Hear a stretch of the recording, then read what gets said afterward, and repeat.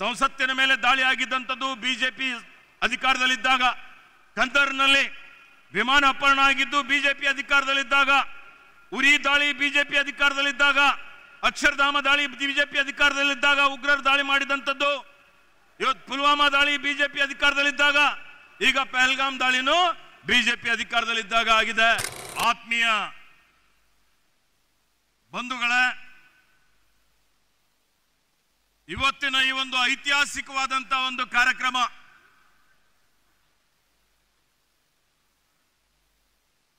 ನಮ್ಮ ಸರ್ಕಾರ ಅಧಿಕಾರಕ್ಕೆ ಬಂದು 2 ವರ್ಷಗಳು ಪೂರೈಸ್ತಾ ಇದ್ದೀವಿ. ಈ 2 ವರ್ಷಗಳ ಸಾಧನೆ ಸಮಾವೇಶ, ಇದರ ನಿಮಿತ್ತ ಸುಮಾರು 1 ಲಕ್ಷ ಬಡವರಿಗೆ, ಬುಡಕಟ್ಟು ಸಮುದಾಯದವರಿಗೆ, ಪರಿಶಿಷ್ಟ ಪರಿಶಿಷ್ಟ ಪಂಗಡ ಅವರೆಲ್ಲರಿಗೆ ಏನು ದಶಕಗಳಿಂದ ಅವರು ಕಾಯ್ತಾ ಇದ್ರು, ಅವರ ನಿವೇಶನಗಳ ಹಕ್ಕುಪತ್ರ ವಿತರಣೆ ಮಾಡುವಂತ ಈ ಒಂದು ಕಾರ್ಯಕ್ರಮ. Sky Sunshine School, step towards better future. Admissions are open. 2025-26. Vishal Mega Mart. Visit once. Avail great offers. Noble Public School. Admissions are open. Elm से ही दोनों जहां में कामयाबी है. Knowledge Park The Creative School. Admissions are open from LKG to 10th standard. Free uniform for new admission students. ಆತ್ಮೀಯ ಬಂಧುಗಳೇ, 2 ವರ್ಷದ ಕೆಳಗಡೆ ಇವತ್ತು ಈ ರಾಜ್ಯದ ಜನ ಏನು ಭಾರತೀಯ ಜನತಾ ಪಕ್ಷದ ದುರಾಡಳಿತ, ಅವರ ಭ್ರಷ್ಟಾಚಾರ, ಅವರ ಅನೀತಿ ಸರ್ಕಾರ ಅದೆಲ್ಲಕ್ಕೆ ಬೇಸತ್ತು ಕರ್ನಾಟಕ ರಾಜ್ಯದಲ್ಲಿ ಭಾರತೀಯ ಜನತಾ ಪಕ್ಷವನ್ನು ಬುಡ ಸಮೇತ ಕಿತ್ತಾಕಿ ನಮ್ಮೆಲ್ಲ ನಾಯಕರ ನೇತೃತ್ವದಲ್ಲಿ ಇವತ್ತು ಕಾಂಗ್ರೆಸ್ ಪಕ್ಷ ನಿಮ್ಮೆಲ್ಲರ ಆಶೀರ್ವಾದದಿಂದ ಅಧಿಕಾರಕ್ಕೆ ಬಂದಿದೆ. ಅಧಿಕಾರಕ್ಕೆ ಬಂದು ಈ 2 ವರ್ಷಗಳ ಅವಧಿಯಲ್ಲಿ ಕಾಂಗ್ರೆಸ್ ಸರ್ಕಾರ ನೀವು ನೋಡಬಹುದು, ನಾವು ಏನೇನು ಭರವಸೆಗಳನ್ನು ಕೊಟ್ಟಿದ್ದೇವೆ. ಚುನಾವಣಾ ಪೂರ್ವದಲ್ಲಿ 5 ಗ್ಯಾರಂಟಿ ಕೊಟ್ಟಿದ್ದೇವೆ. 5 ಗ್ಯಾರಂಟಿಗಳನ್ನು ಯಶಸ್ವಿಯಾಗಿ ಅನುಷ್ಠಾನ ಮಾಡಿದಂಥದ್ದು ಶ್ರೇಯಸ್ಸು ಯಾರಿಗಾದರೂ ಸಲ್ಲದ್ರೆ ಅದು ಕಾಂಗ್ರೆಸ್ ಸರ್ಕಾರಕ್ಕೆ, ಸಿದ್ದರಾಮಯ್ಯನವರ ಸರ್ಕಾರಕ್ಕೆ ಅಂತ ಹೇಳಿ ಬಹಳ ಹೆಮ್ಮೆಯಿಂದ ಹೇಳಿಕೆ ಬಯಸ್ತಾ ಇದ್ದೇನೆ. ಆತ್ಮೀಯ ಬಂಧುಗಳೇ, ಇವತ್ತಿಡೀ ದೇಶದಲ್ಲಿ ನೀವು ನೋಡಿ, ಬಹಳಷ್ಟು ಜನ ಚುನಾವಣೆ ಸಮಯದಲ್ಲಿ ಭರವಸೆ ಕೊಡ್ತಾರೆ, ಆದರೆ ಭರವಸೆ ಈಡೇರಿಸಲಿಕ್ಕೆ ಆಗೋದಿಲ್ಲ. ಇವತ್ತು ನುಡಿದಂತೆ ನಡೆದಂಥದ್ದು, ನಡೆದಂತೆ ನುಡಿಯುವ ಏಕೈಕ ಸರ್ಕಾರ ಯಾವುದಾದ್ರೂ ಈ ದೇಶದಲ್ಲಿ ಇದ್ರೆ ಅದು ಕಾಂಗ್ರೆಸ್ ಸರ್ಕಾರ, ನಮ್ಮ ಸರ್ಕಾರ ಅಂತೇಳಿ ನಾನು ಬಹಳ ಹೆಮ್ಮೆಯಿಂದ ಹೇಳಿಕೆ ಬಯಸ್ತಾ ಇದ್ದೀನಿ. ಆತ್ಮೀಯ ಬಂಧುಗಳೇ, ಇವತ್ತು ನಾವೆಲ್ಲ ಹೊಸಪೇಟೆದಲ್ಲಿ ಸೇರಿದ್ದೇವೆ. ಒಂದೊಂದು ಮಾತು 5 ಗ್ಯಾರಂಟಿ ಅಷ್ಟೇ ಅಲ್ಲ, ಈ 5 ಗ್ಯಾರಂಟಿಗಳ ಜೊತೆಯಲ್ಲಿ ನಾವು ಏನೇನು ಹೇಳಿದ್ದೇವೆ. ಕಲ್ಯಾಣ ಕರ್ನಾಟಕ ಅಭಿವೃದ್ಧಿ ಮಂಡಳಿ ಇವತ್ತು ಈ ಭಾಗದಲ್ಲಿ ವಿಶೇಷವಾಗಿ ನಮ್ಮೆಲ್ಲರ ನಾಯಕರಾದಂತಹ ಮಲ್ಲಿಕಾರ್ಜುನ್ ಖರ್ಗೆಜಿಯವರು, ದಿವಂಗತ ಧರಮ್ ಸಿಂಗ್ ಜಿಯವರು ಏನು ಸಂವಿಧಾನ ಅನುಚ್ಛೇದ 371ರಲ್ಲಿ ತಿದ್ದುಪಡಿ ತಂದು ಇವತ್ತೇನು ನಮಗೆ ವಿಶೇಷ ಸ್ಥಾನಮಾನ ಕೊಟ್ಟಿದ್ದಿತ್ತು ಅದನ್ನು ಮಾನ್ಯ ಸಿದ್ದರಾಮಯ್ಯಜಿಯವರು 2013ರಿಂದ ಅನುಷ್ಠಾನಕ್ಕೆ ತಂದಿದ್ದಾರೆ. ಚುನಾವಣೆ ಪೂರ್ವದಲ್ಲಿ 2 ವರ್ಷಗಳ ಕೆಳಗಡೆ ನಾನೇ ಕಾರ್ಯಾಧ್ಯಕ್ಷನಾಗಿದ್ದೆ. ನಾನು ಕಾರ್ಯಾಧ್ಯಕ್ಷನಾಗಿದ್ದಂತಹ ಸಂದರ್ಭದಲ್ಲಿ ನಾನು ಶಣ್ ಪ್ರಕಾಶ್, ಪ್ರಿಯಾಂಕ್ ಖರ್ಗೆ ನಾವೆಲ್ಲ ಸೇರಿ ಕಲ್ಯಾಣ ಕರ್ನಾಟಕಕ್ಕೆ ಒಂದು ವೇಳೆ ಕಾಂಗ್ರೆಸ್ ಸರ್ಕಾರ ಮರಳಿ ಅಧಿಕಾರಕ್ಕೆ ಬಂದರೆ ನಾವು 5,000 ಕೋಟಿ ಅನುದಾನದಲ್ಲಿ ಮೀಸಲಿಡ್ತೀವಿ ಅಂತ ಹೇಳಿದ್ದೇವೆ. ಕೊಟ್ಟ ಮಾತಿನಂತೆ ಕಲ್ಯಾಣ ಕರ್ನಾಟಕದ 42 ಕ್ಷೇತ್ರಗಳಲ್ಲಿ ಅಭಿವೃದ್ಧಿ ಮಾಡಲಿಕ್ಕೆ ಮಾನ್ಯ ಮುಖ್ಯಮಂತ್ರಿಗಳು 5,000 ಕೋಟಿ ರೂಪಾಯಿ ಅನುದಾನ ಮೀಸಲಿಕ್ಕಿದ್ದಾರೆ. ಈಗ 5,000 ಕೋಟಿಯ ಕ್ರಿಯಾಯೋಜನೆ ಮಾಡಿ ಅದನ್ನು ಅನುಷ್ಠಾನ ಮಾಡುವಂತ ಕೆಲಸ ನಾವು ಮಾಡ್ತಾ ಇದ್ದೀವಿ ಅಂತ ಹೇಳಿ ಬಹಳ ಹೆಮ್ಮೆಯಿಂದ ಹೇಳಿಕೆ ಬಯಸ್ತಾ ಇದ್ದೀನಿ. ಇದು ಯಾಕೆ ಹೇಳ್ತಾ ಇದ್ದೀನಿ ಅಂತ ಹೇಳಿದ್ರೆ, ನಮ್ಮ ವಿರೋಧಿಗಳು ಭಾರತೀಯ ಜನತಾ ಪಕ್ಷದವರು ಹೇಳಿದ್ರು, ಒಂದು ವೇಳೆ ಕೊಟ್ಟ ಗ್ಯಾರಂಟಿಗಳೇನಿದೆ ಸುಳ್ಳು ಹೇಳ್ತಾ ಇದ್ದಾರೆ, ಇವು ಗ್ಯಾರಂಟಿ ಅನುಷ್ಠಾನ ಆದರೆ ಇವತ್ತು ಸರ್ಕಾರ ದಿವಾಳಿ ಆಗ್ತದೆ. ದಿವಾಳಿ ಆಯ್ತಾ? ಏನು ಆಗಿಲ್ಲ. ಇವತ್ತು 5,000 ಕೋಟಿ ರೂಪಾಯಿ ಅಭಿವೃದ್ಧಿಗೆ ಪ್ರತಿ ವರ್ಷ ಕೊಡ್ತಾ ಇದ್ದೇವೆ. ಇತರ ಅಭಿವೃದ್ಧಿ ಕಾರ್ಯಗಳು ಸಹಿತ ನಡೀತಾ ಇದ್ದಾವೆ.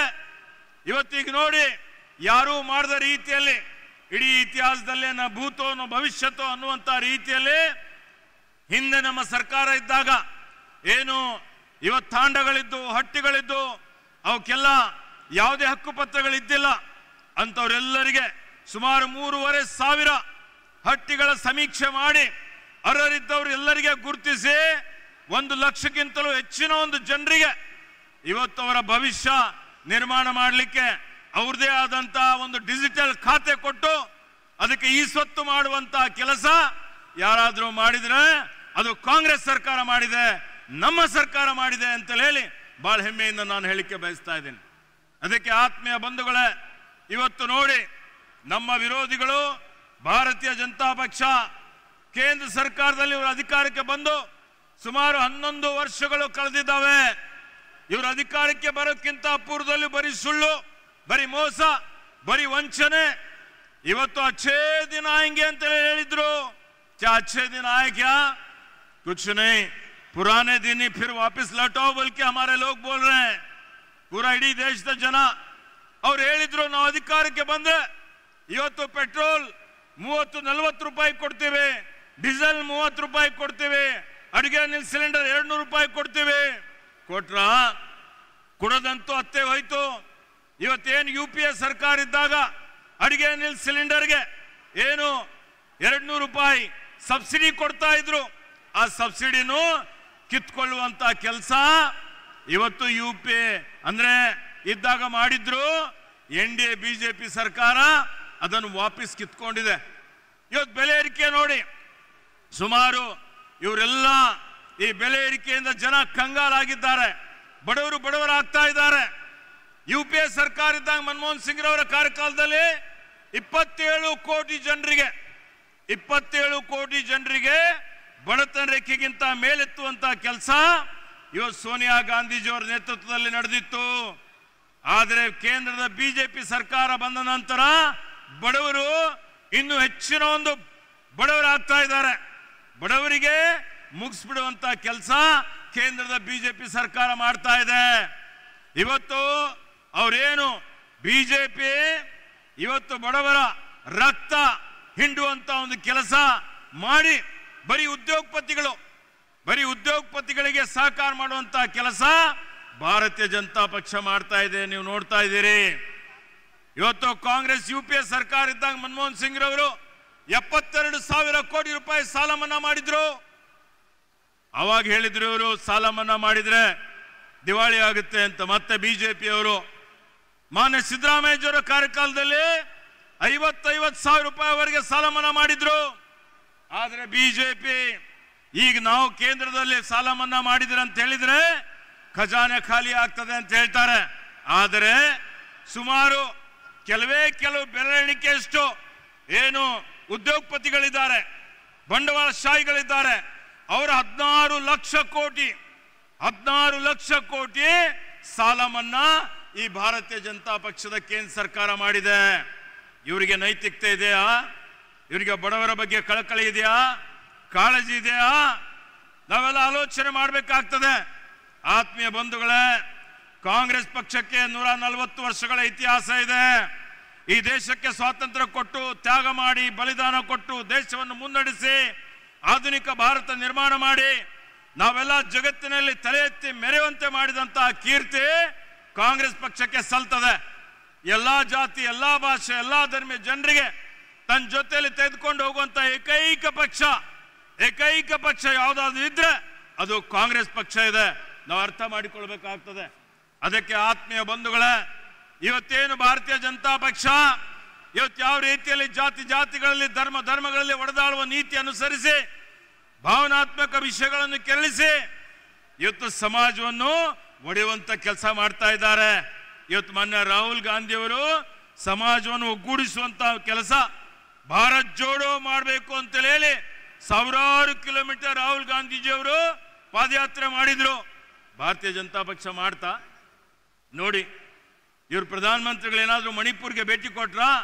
ರಾಹುಲ್ ಜಿಯವರು ಹೋದ್ರು 2 ಸಲ. ಇವತ್ತು ಇವ್ರು ಬರೀ ಏನು ರಾಷ್ಟ್ರೀಯತೆ ದೇಶಭಕ್ತಿ ಇವರು ಗುತ್ತಿಗೆ ಪಡೆದಂತವರೇ ಕಿರ್ಚಾಡ್ತಾರೆ. ಆದರೆ ಇವರು ಇತಿಹಾಸ ನೋಡಿದ್ರೆ ಇವರು ಯಾರಿಗೆ ನಾಯಕರಿದ್ದಾರೆ ಅವರೆಲ್ಲರೂ ಸ್ವಾತಂತ್ರ್ಯ ಪೂರ್ವದಲ್ಲಿ ಬ್ರಿಟಿಷರ ಜೊತೆಯಲ್ಲಿ ಶಾಮೀಲಾಗಿದ್ರು. ಅದಕ್ಕೆ ಇವತ್ತು ಈ ದೇಶಕ್ಕಾಗಿ ಹೋರಾಟ ಮಾಡಿದ್ದು, ತ್ಯಾಗ ಮಾಡಿದ್ದು ಇವತ್ತು ಕಾಂಗ್ರೆಸ್ ಪಕ್ಷ. ಇವತ್ತು ದೇಶದ ಮೇಲೆ ಯಾವಾಗ ದಾಳಿ ಆಗಿದೆ, ಸಂಸತ್ತಿನ ಮೇಲೆ ದಾಳಿ ಆಗಿದ್ದಂಥದ್ದು ಬಿಜೆಪಿ ಅಧಿಕಾರದಲ್ಲಿದ್ದಾಗ, ಕಂದರ್ನಲ್ಲಿ ವಿಮಾನ ಅಪಹರಣ ಆಗಿದ್ದು ಬಿಜೆಪಿ ಅಧಿಕಾರದಲ್ಲಿದ್ದಾಗ, ಉರಿ ದಾಳಿ ಬಿಜೆಪಿ ಅಧಿಕಾರದಲ್ಲಿದ್ದಾಗ, ಅಕ್ಷರಧಾಮ ದಾಳಿ ಬಿಜೆಪಿ ಅಧಿಕಾರದಲ್ಲಿದ್ದಾಗ ಉಗ್ರರು ದಾಳಿ ಮಾಡಿದಂಥದ್ದು, ಇವತ್ತು ಪುಲ್ವಾಮಾ ದಾಳಿ ಬಿಜೆಪಿ ಅಧಿಕಾರದಲ್ಲಿದ್ದಾಗ, ಈಗ ಪಹಲ್ಗಾಮ್ ದಾಳಿನೂ ಬಿಜೆಪಿ ಅಧಿಕಾರದಲ್ಲಿದ್ದಾಗ ಆಗಿದೆ. ಇಡೀ ದೇಶ ರಾಹುಲ್ ಜಿಯವರು, ಖರ್ಗೆ ಜಿಯವರು ನಾವೆಲ್ಲ ನಿಮ್ಮ ಜೊತೆಯಲ್ಲಿದ್ದೀವಿ ಅಂತೇಳಿ ಹೇಳಿದ್ರು. ಇವತ್ತಿನ ದಿವಸ ಯಾರೇ ಉಗ್ರರಿರ್ಬೋದು ಅವ್ರಿಗೆ ಪತ್ತೆ ಹಚ್ಚಿ ಶಿಕ್ಷೆ ಕೊಡುವಂತ ಕೆಲಸ ಇವತ್ತು ಮಾಡಬೇಕು ಅನ್ನುವಂತ ಒತ್ತಾಯ ಪದೇ ಪದೇ ಕಾಂಗ್ರೆಸ್ ಪಕ್ಷ ಮಾಡ್ತಾ ಇದೆ. ಕಾಂಗ್ರೆಸ್ ಪಕ್ಷ ಈ ದೇಶದ ಏಕತೆ, ಅಖಂಡತೆ, ಸಮಗ್ರತೆ ಉಳಿಸ್ಕೊಳ್ಳಿಕ್ಕೆ ಯಾವುದೇ ತ್ಯಾಗಕ್ಕೂ ಸಿದ್ಧ ಆಗಿದೆ. ಆದರೆ ಭಾರತೀಯ ಜನತಾ ಪಕ್ಷದ ಏನಿವತ್ತು ಒಡೆದಾಳುವ ನೀತಿಯಿಂದ ಈ ದೇಶಕ್ಕೆ ಸಮಗ್ರತೆಗೆ ಅಪಾಯ ಇದೆ ಅನ್ನುವಂಥದ್ದು ನಾವೆಲ್ಲ ತಿಳ್ಕೊಳ್ಬೇಕಾಗ್ತದೆ. ಅದಕ್ಕೆ ಆತ್ಮೀಯ ಬಂಧುಗಳೇ, ಇವತ್ತು ಏನ್ ತಾವೆಲ್ಲ ಇಲ್ಲಿ ಸುಮಾರು ಬೇರೆ ಬೇರೆ ಭಾಗದಿಂದ ಬಂದಿದ್ದೀರಿ. ಮಳೆನೂ ಬರ್ತಾ ಇದೆ. 2 ವರ್ಷ ಪೂರೈಸಿದ್ದೇವೆ. ಮತ್ತೆ 3 ವರ್ಷ ಬಹಳ ಇವತ್ತು ಸ್ಥಿರವಾದಂತ ಸರ್ಕಾರ, ಕಾಂಗ್ರೆಸ್ ಸರ್ಕಾರ, ಜನಪರ ಜೀವಪರ ಸರ್ಕಾರ ಆಡಳಿತ ನಾವು ಕೊಡ್ತೀವಿ. ಅರಣ್ಯ ಸಚಿವನಾಗಿ ಇವತ್ತು ಈ ಭಾಗದಲ್ಲಿ, ರಾಜ್ಯದಲ್ಲಿ ನಾವು ಬಂದ ಮೇಲೆ 2 ವರ್ಷದಲ್ಲಿ 8.5 ಕೋಟಿ ಸಸಿ ನೆಟ್ಟಿದ್ದೇವೆ. ಇವತ್ತು ಅತಿಕ್ರಮಣ ತೆರವು ಮಾಡ್ತಾ ಇದ್ದೇವೆ. ಪರಿಸರ, ಪ್ರಕೃತಿ ಸಂರಕ್ಷಣೆ ಮಾಡುವಂತ ಕೆಲಸ ನಮ್ಮ ಸರ್ಕಾರ, ಕಾಂಗ್ರೆಸ್ ಸರ್ಕಾರ ಮಾಡ್ತಾ ಇದೆ. ಈ ರಾಜ್ಯದ ಭವಿಷ್ಯ ಸುರಕ್ಷಿತವಾಗಿ ಇಕ್ಕಲಿಕ್ಕೆ, ಮುಂದಿನ ಪೀಳಿಗೆ ಭವಿಷ್ಯ ಇವತ್ತು ಸುರಕ್ಷಿತವಾಗಿ ಇರಲಿಕ್ಕೆ ನಾವೆಲ್ಲರೂ ಕಟಿಬದ್ಧರಾಗಿದ್ದೇವೆ. ಮತ್ತೆ ಇವತ್ತು ಕಾಂಗ್ರೆಸ್ ಪಕ್ಷ ಕೇಂದ್ರದಲ್ಲಿಯೂ ಇವತ್ತು ಖರ್ಗೆಜಿಯವರ, ರಾಹುಲ್ ಜಿಯವರ ನೇತೃತ್ವದಲ್ಲಿ ಪುಡಿದೇಳ್ತದೆ. ಭಾರತೀಯ ಜನತಾ ಪಕ್ಷ ಇವತ್ತು ಮುಂದಿನ ದಿನಮಾನಗಳಲ್ಲಿ ಈ ದೇಶದ ಜನನೇ ಅವರಿಗೆ ಬುಡ ಸಮೇತ ಕಿತ್ತಾಕಿ ಮತ್ತೆ ಕಾಂಗ್ರೆಸ್ಗೆ ಅಧಿಕಾರಕ್ಕೆ ತರ್ತಾರೆ. ಆ ಒಂದು ಸಂಕಲ್ಪ ಇಟ್ಕೊಂಡು ಇವತ್ತು ನಿಮ್ಮೆಲ್ಲರಿಗೆ ಮತ್ತೊಮ್ಮೆ ನನ್ನ ಪರವಾಗಿ ಸ್ವಾಗತವನ್ನು ಬಯಸಿ, ನಿಮ್ಮೆಲ್ಲರಿಗೆ ಅಭಿನಂದಿಸಿ ನನ್ನ 2 ಮಾತು ಮುಗಿಸ್ತೇನೆ. ಜೈ ಹಿಂದ್, ಜೈ ಕರ್ನಾಟಕ, ಜೈ ಕಾಂಗ್ರೆಸ್.